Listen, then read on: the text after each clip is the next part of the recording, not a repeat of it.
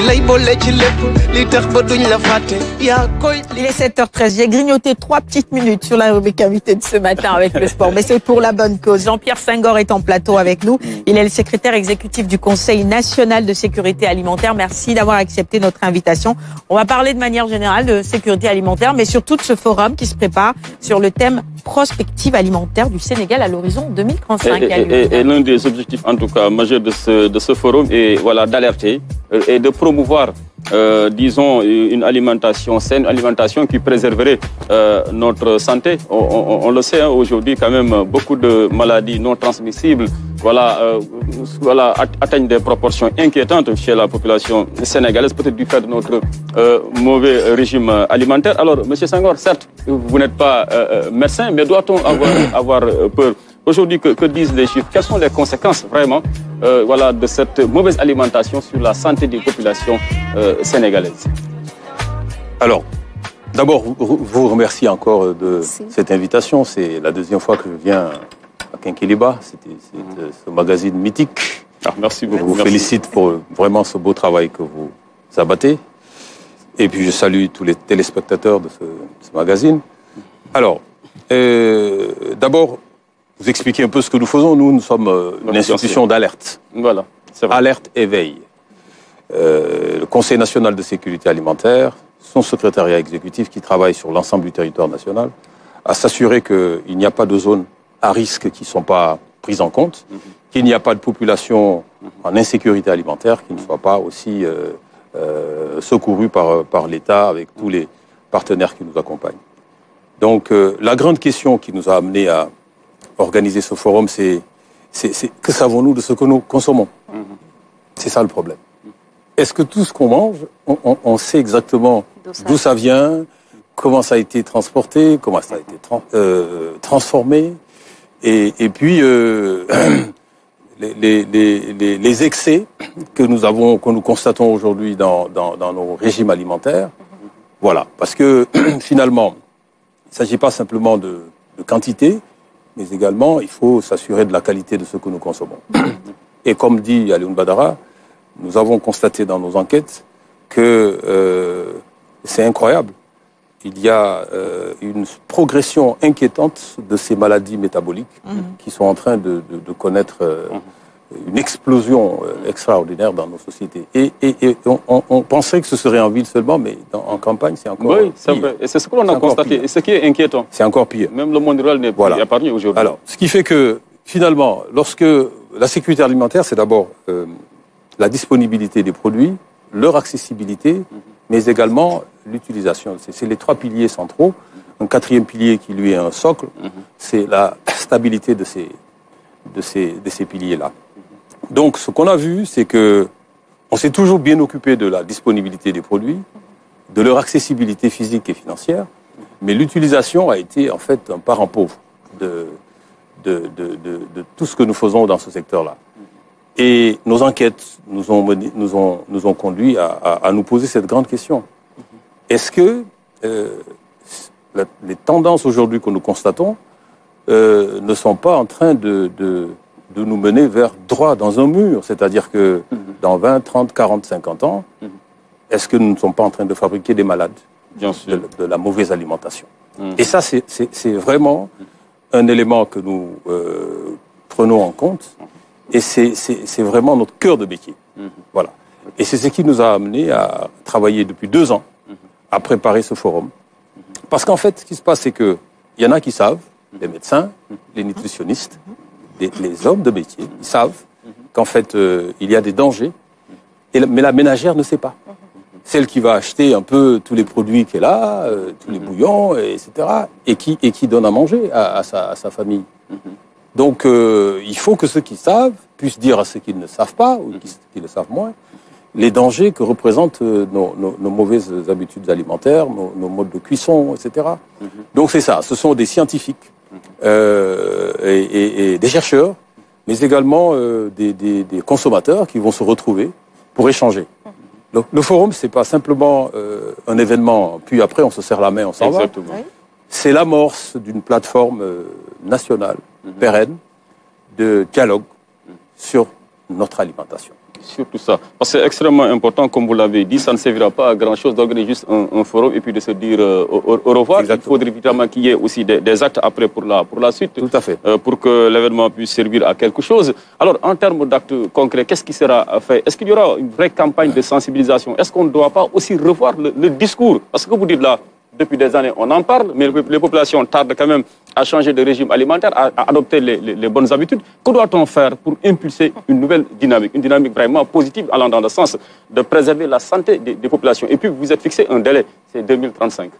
Comment y parvenir? Ce délai, nous n'avons pas fixé comme ça par hasard. C'est le délai, disons, c'est le cap de c'est dans PSE. 14 ans. Hein? Oui, dans 15 ans. Oui, 15 ans, ça, le cap du PSE. C'est cet objectif que tout le monde se fixe aujourd'hui comme référentiel. C'est déjà là. Ouais, c'est déjà là. On y est là. Et je crois que ce n'est pas de dire aux gens mangez ça, ou ne mangez pas ça.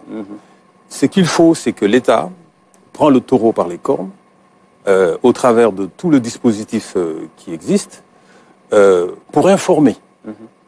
Comme j'ai dit, puisque c'est une amorce d'une plateforme de dialogue où tout le monde va pouvoir discuter et puis qu'on s'arrange pour que comme résultat attendu de ce forum, c'est d'abord de pouvoir...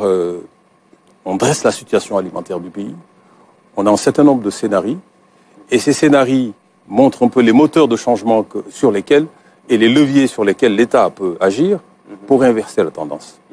Okay? Et à la suite de ça, nous avons un plan d'action qui va être déroulé par le SECNSA avec tous ses partenaires, pour que la sensibilisation puisse se faire de la façon la plus efficace possible. Surtout ça. Parce que c'est une question de dialogue et d'information. Quand on ne sait pas, on ne sait pas.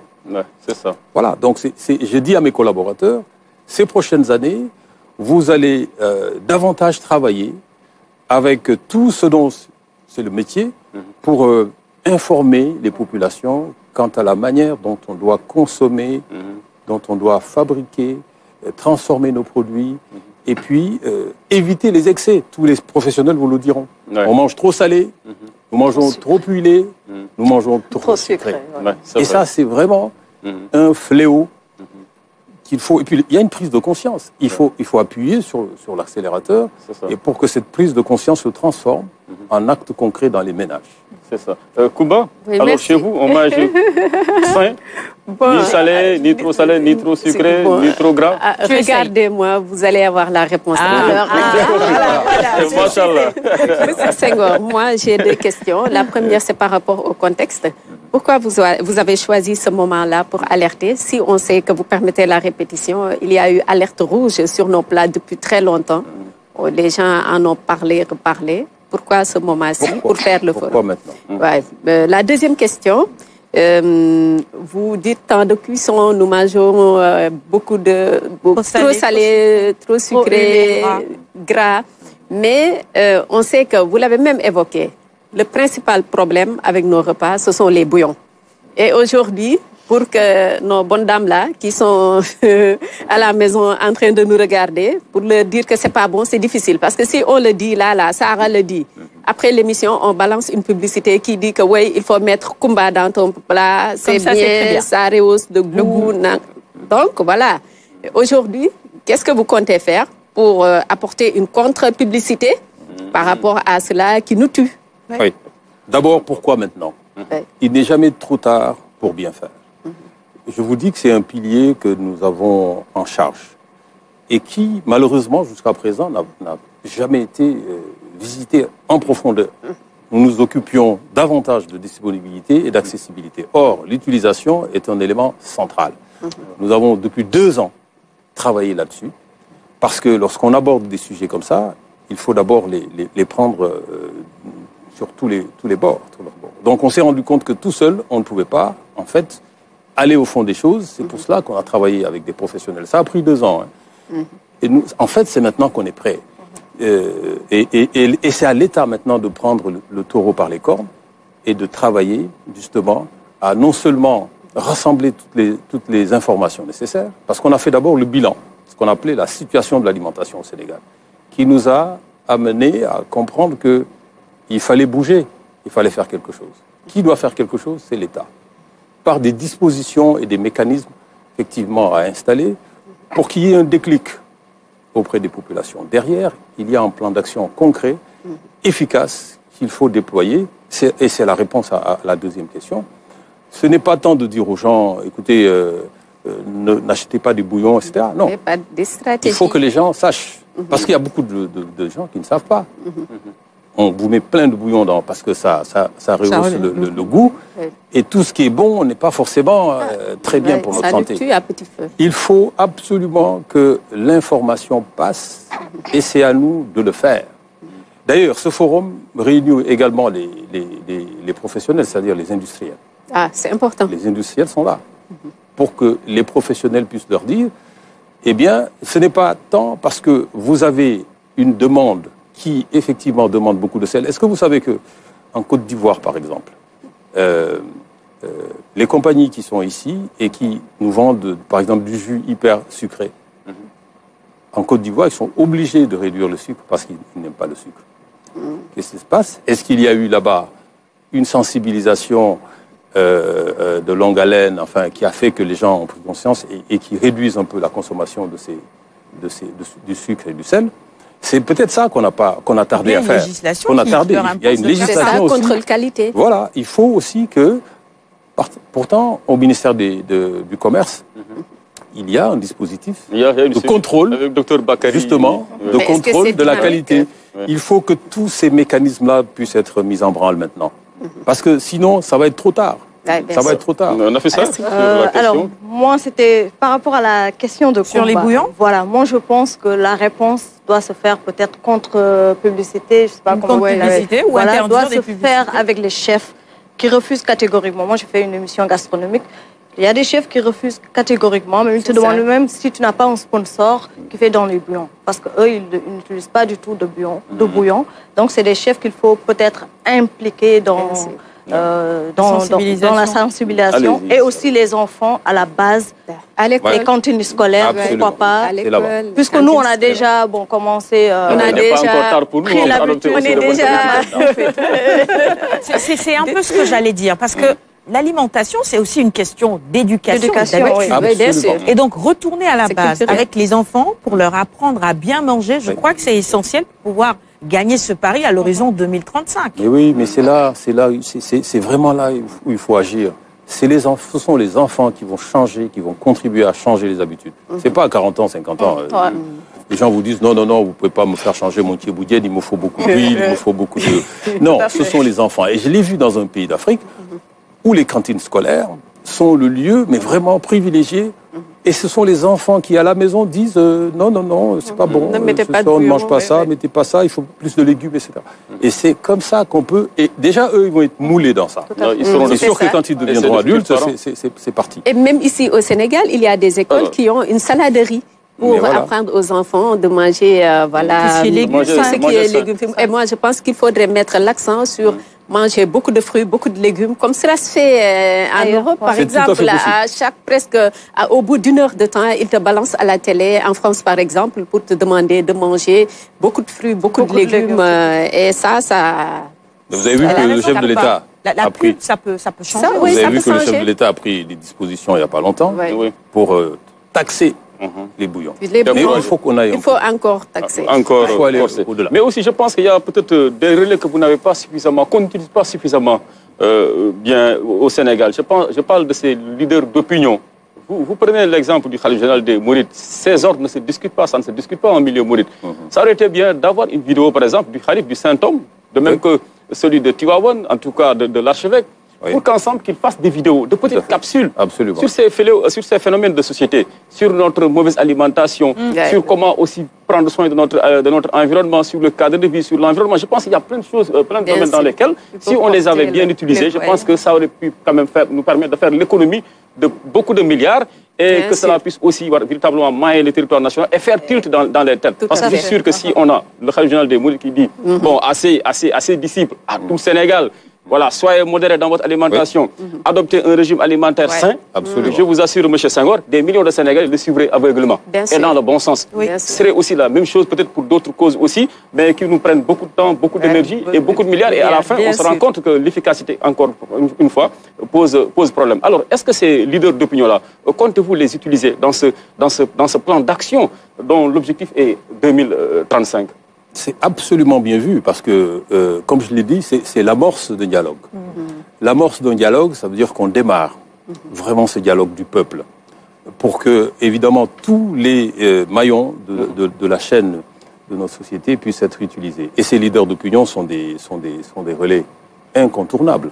Je pense que c'est eux qui vont changer, qui vont contribuer à changer un peu la courbe un peu de nos comportements. Nous allons effectivement les utiliser. Je crois que la suite du forum nous aidera à identifier un peu toutes les niches qu'il faudra qu'on visite pour que quand même très rapidement que les choses puissent changer. C'est tout à fait possible.